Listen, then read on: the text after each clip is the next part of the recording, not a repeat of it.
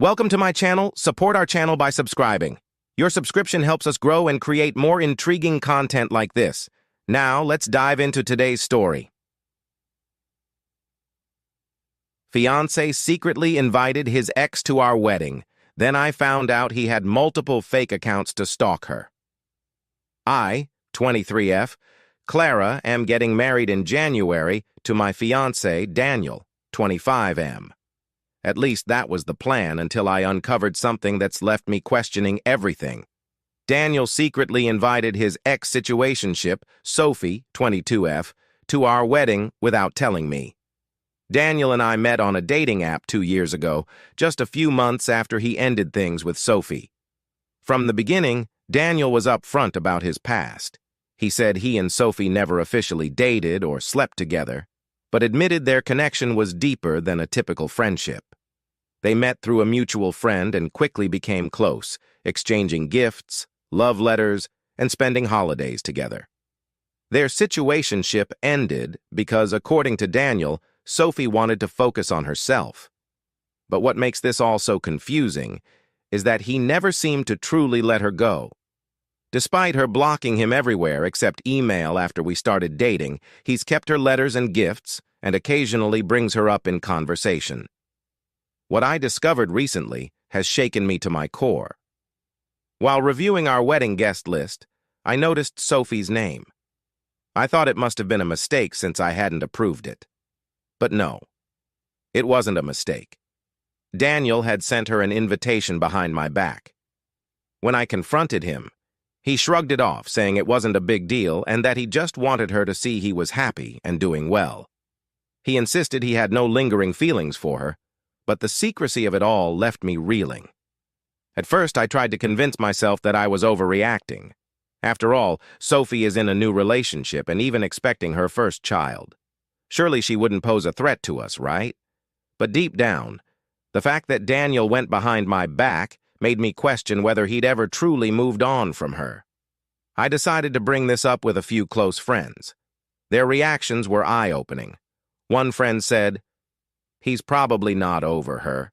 She might be the one who got away for him. If I were you, I'd have a serious talk with him about this."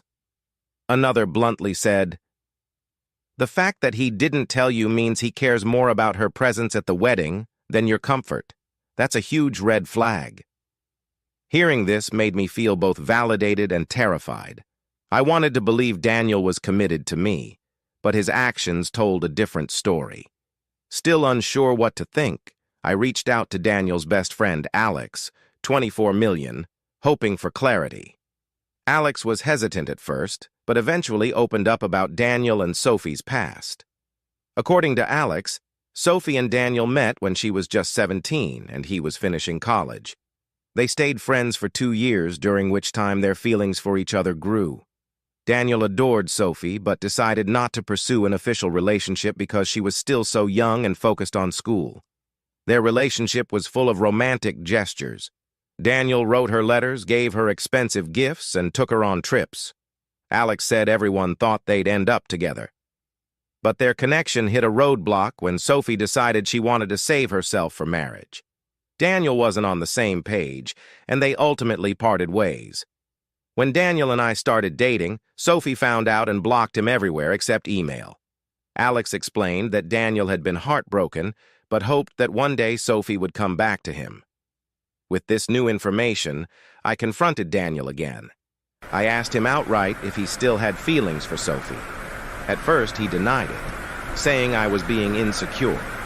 But when I pressed him further, he broke down. Daniel admitted that he had never loved anyone the way he loved Sophie. He described their relationship as pure and innocent, and said it reminded him that not everything in life is about physical desire. Hearing this shattered me. When I asked why he invited Sophie to the wedding, his answer stunned me. He said he wanted her to see him happy, to realize what she'd lost. He claimed he needed closure, but something wasn't adding up. How did he even know Sophie was pregnant if she'd blocked him everywhere? That's when Daniel's story began to unravel. After some hesitation, he admitted he had been using fake social media accounts to stalk Sophie.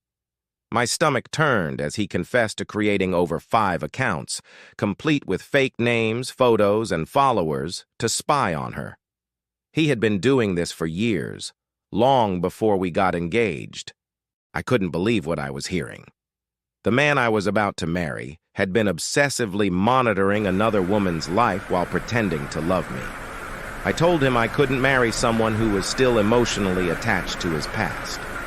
My parents stepped in to help cancel the wedding, and I moved out of the apartment we shared. Daniel begged me to reconsider, claiming he loved me in a different but equally meaningful way.